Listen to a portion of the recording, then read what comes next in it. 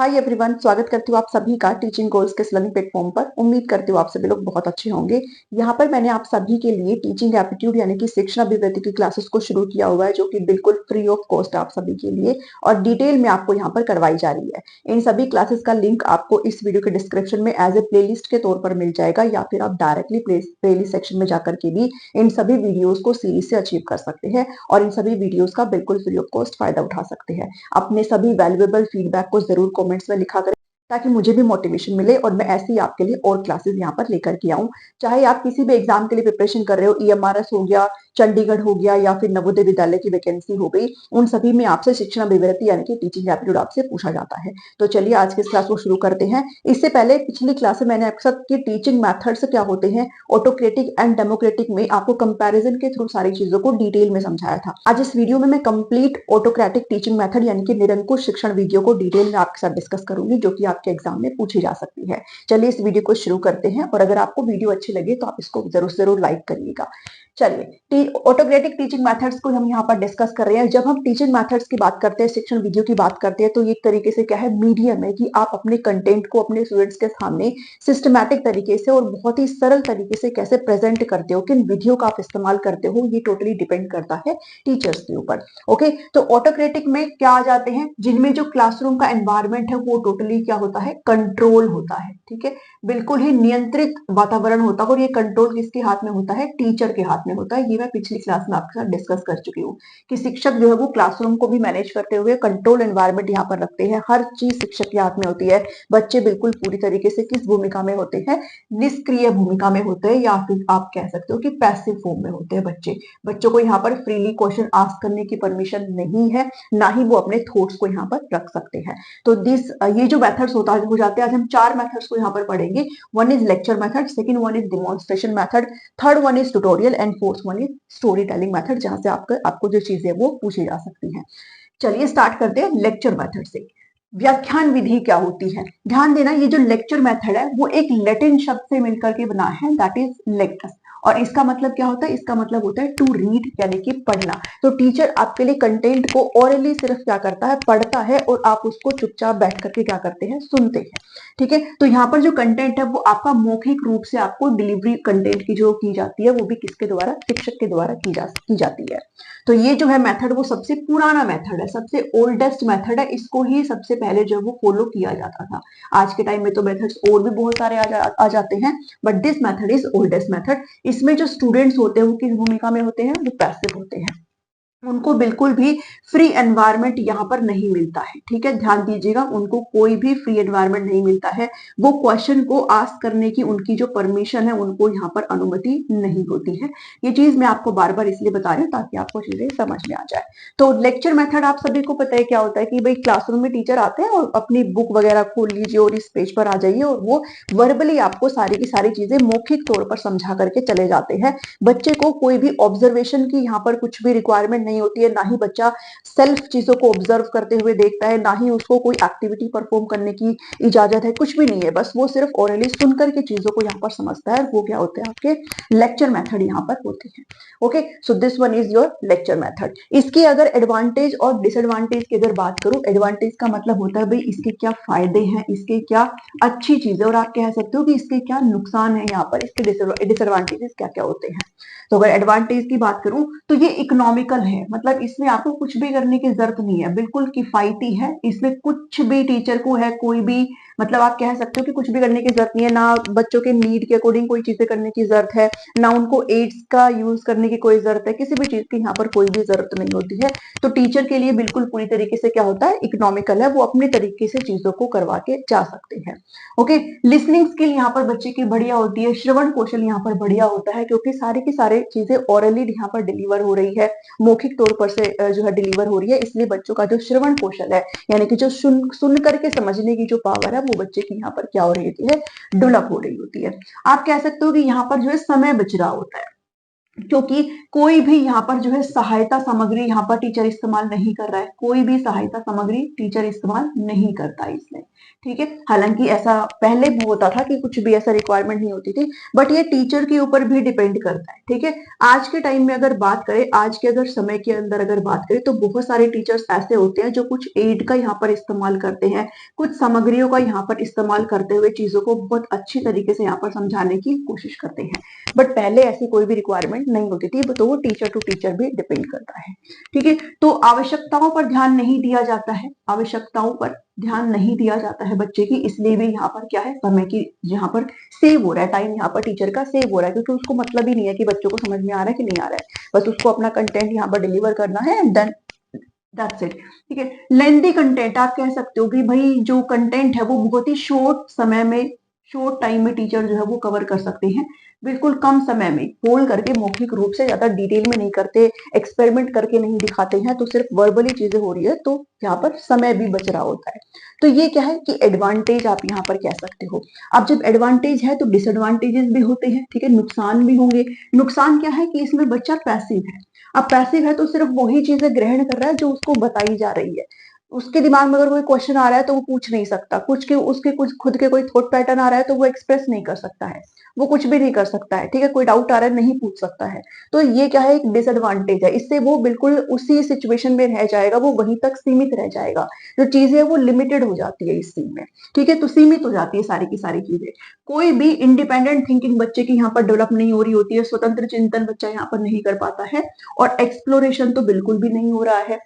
बच्चा ऑब्जर्व तो कर ही नहीं रहा है चीजों को, बच्चा प्रैक्टिकली चीजों को नहीं करके देख रहा है, तो फिर लर्निंग बाय डूइंग का तो यहाँ पर कोई भी है ही नहीं चीजें, जो कि बहुत जरूरी होती है टीचिंग में, लर्निंग में। ठीक है, तो आत्मान्वेषण यहाँ पर बिल्कुल भी नहीं हो रहा है। सो ये एडवांटेज और डिसएडवांटेज है किसके, लेक्चर मेथड के। ठीक है, आई होप आपको लेक्चर मेथड समझ में आया होगा। नेक्स्ट मूव करते हैं डिमॉन्स्ट्रेशन मेथड। ये इसका थोड़ा सा एडवांस वर्जन है। डिमॉन्स्ट्रेशन में प्रदर्शन विधि है, यहाँ पर टीचर बेसिकली करके दिखाता है, वो ये बताता है how to perform a task, किसी भी कार्य को यहाँ पर कैसे किया जाता है। ठीक है, कार्य को कैसे किया जाता है ये आप यहाँ पर लिख सकते हो। जैसे टीचर्स जो है वो लेबोरेटरी में लेकर के जाते हैं आप सभी को, तो वहां पर परफॉर्म करके दिखाते हैं। अगर साइंटिफिक कोई रिएक्शन वगैरह है, कोई एक्सपेरिमेंट है, मैथ्स का हो गया, कुछ भी हो गया, तो वहां पर प्रॉपरली टीचर आपको परफॉर्म करके दिखाता है कि ए प्लस बी मिलकर के ये आउटकम दे रहा है। ठीक है, ये जो रिएक्शन है, इसका रिएक्टेंट ये है, प्रोडक्ट ये है, सारी चीजें वहां पर लेबोरेटरी में करके दिखाई जाती है। तो वो क्या है, एक तरीके से डिमॉन्स्ट्रेशन है। ठीक है, तो ये क्या बेटर देन लेक्चर मेथड है, जहां पर यहाँ पर सिर्फ वर्बल चीजें आपको समझाई जा रही थी, यहाँ पर आपको ये जो वर्बल चीजें हैं उसको एज ए एक्सपेरिमेंट के तौर पर, एज ए डिमॉन्स्ट्रेट, प्रदर्शन करते हुए टीचर यहाँ पर बच्चों को और बेटर यहाँ पर समझ प्रोवाइड करने की कोशिश करते हैं। तो बेटर देन लेक्चर मेथड है। पर्टिकुलर मेथड में क्या होता है कि जो टीचर है, जो शिक्षक है, वो यहाँ पर परफॉर्म कर रहा होता है। पहले शिक्षक परफॉर्म करके दिखाता है, पहले शिक्षक काम को करते हुए दिखाता है, एंड देन बच्चा यहाँ पर क्या करता है, ऑब्जर्व करता है, बच्चा यहाँ पर अवलोकन करता है, वो देखता है कि टीचर किस तरीके से कर रहा है।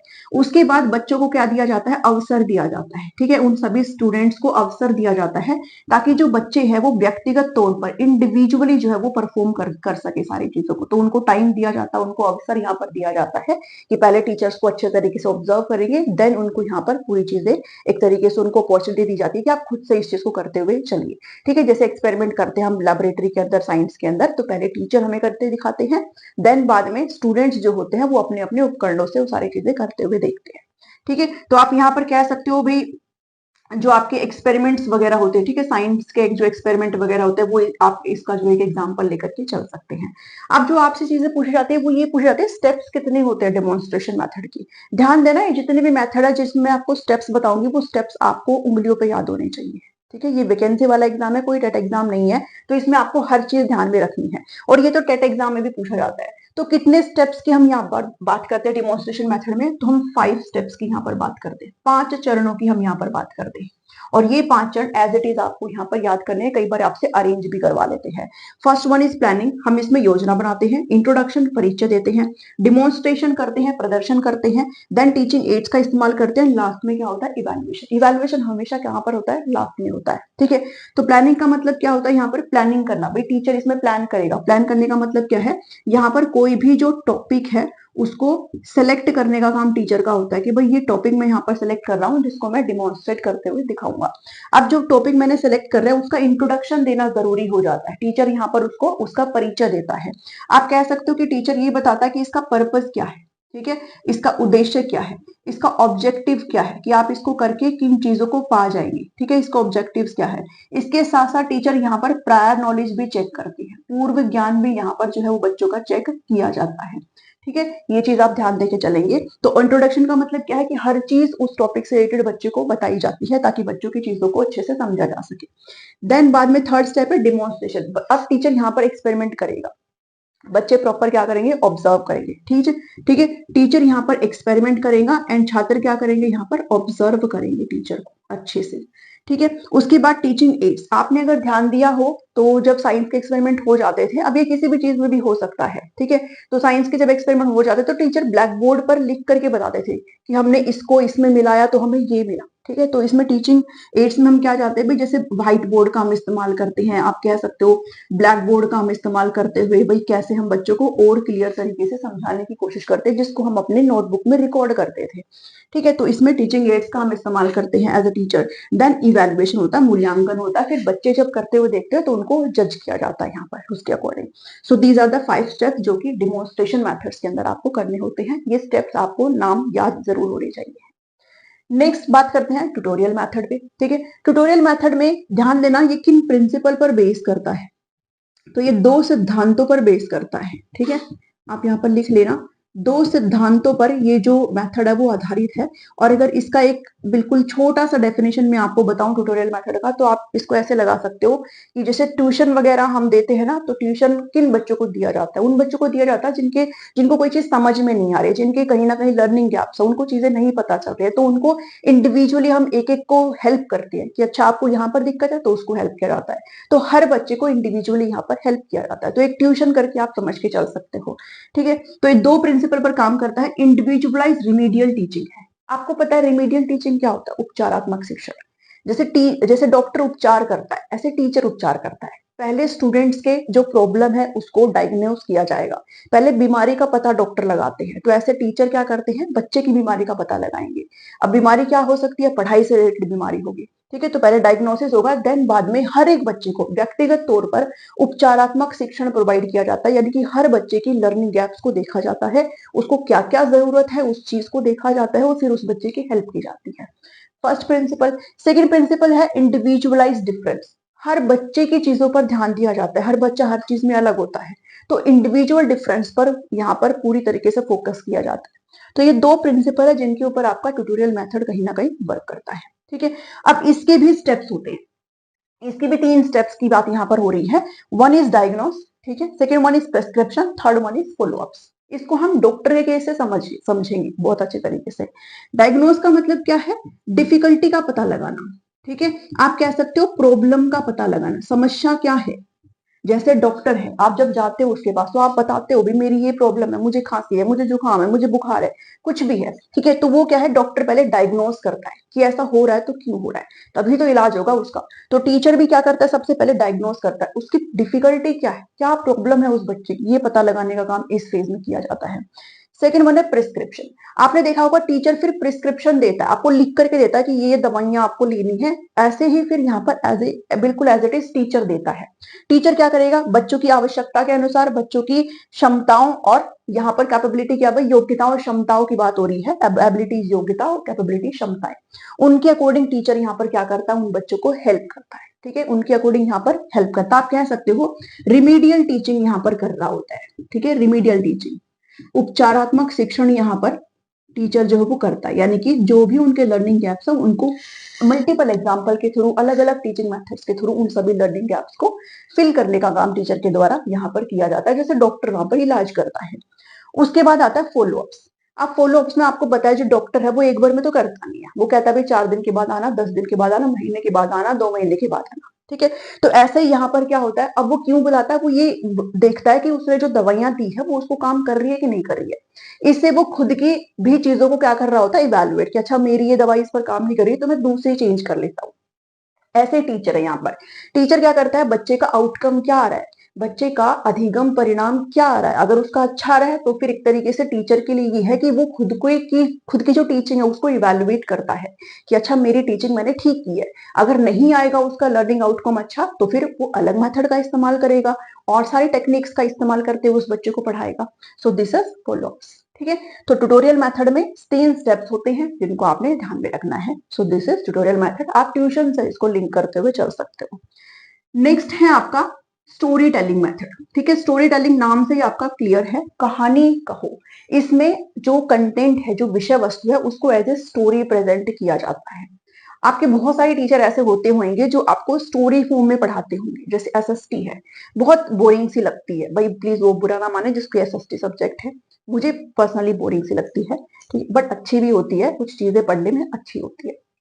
तो एसएसटी के अंदर बहुत सारी ऐसे हिस्टोरिकल इवेंट्स होते हैं भाई, ईयर्स याद नहीं रहते, इसकी लड़ाई वहां हुई थी, उसकी लड़ाई इस साल में हुई थी। तो कुछ टीचर्स ऐसे होते हैं जो आपको स्टोरीज बना करके समझाते हैं।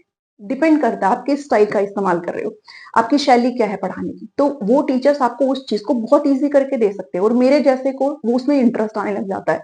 तो जब आप कंटेंट को एज ए स्टोरी समझाने लग जाते हो तो उसमें बच्चे को ना सिर्फ इंटरेस्ट आता है बल्कि बच्चे की क्या होती है यहाँ पर इन्वॉल्वमेंट।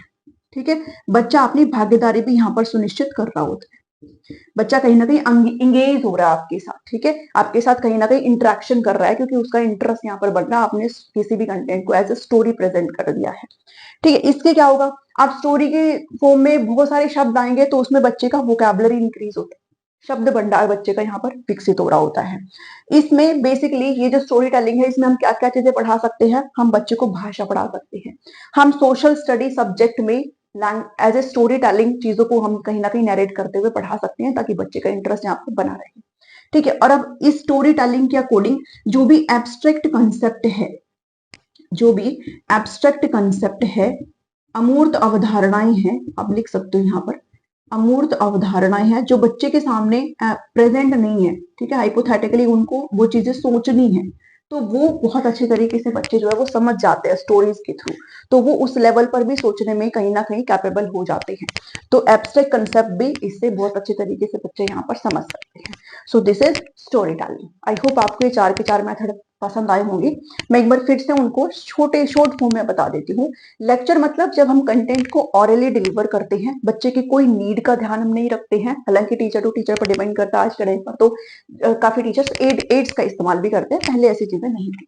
ठीक है, तो सबसे ओल्डेस्ट मेथड है, बच्चा इसमें बिल्कुल पैसिव रहेगा और ऑरली आप किसी भी कंटेंट को प्रेजेंट करके चले जाते हैं, फिर कोई फर्क नहीं पड़ता उसको समझ में आया कि नहीं। डिमोन्स्ट्रेशन में जो आपने यहाँ पर चीजें करी थी उसको हम प्रदर्शित करते हैं, ये अच्छा मेथड है। ठीक है, उसको हम क्या करते हैं, प्रदर्शित करते हैं। टीचर सबसे पहले परफॉर्म करता है, देन बच्चा ऑब्जर्व करता है और बच्चे को फिर टाइम दिया जाता है, उसको अपॉर्चुनिटी दी जाती है। 5 फेज है जो कि आपको रटे हुए होने चाहिए, planning, introduction, demonstration, teaching ads and evaluation. I think 2 से 3 बार आप रीड करेंगे, आपको इसे रटने की भी जरूरत नहीं पड़ेगी।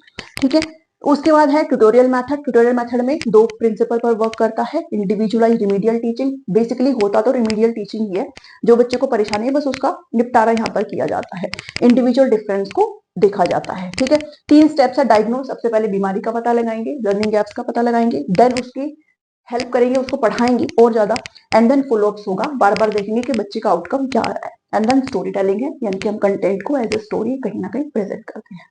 सो this is all about auto creating teaching methods. आप चाहो तो इसका स्क्रीनशॉट यहाँ पर ले सकते हैं। अगर आप नोट्स लेना चाहते हैं तो आपको पेड नोट्स यहाँ पर अवेलेबल हो जाएंगे, जो कि आपको स्क्रीन पर नंबर दिया गया, आप इस पर व्हाट्सअप करके इन्फॉर्मेशन ले सकते हैं। आज के इस वीडियो में इतना ही है। अपने वैल्यूएबल फीडबैक जरूर से जरूर दें कमेंट सेक्शन में, मैं सभी के कमेंट यहाँ पर रीड करती हूँ। मिलती हूँ नेक्स्ट वीडियो में। Thank you, thanks for watching.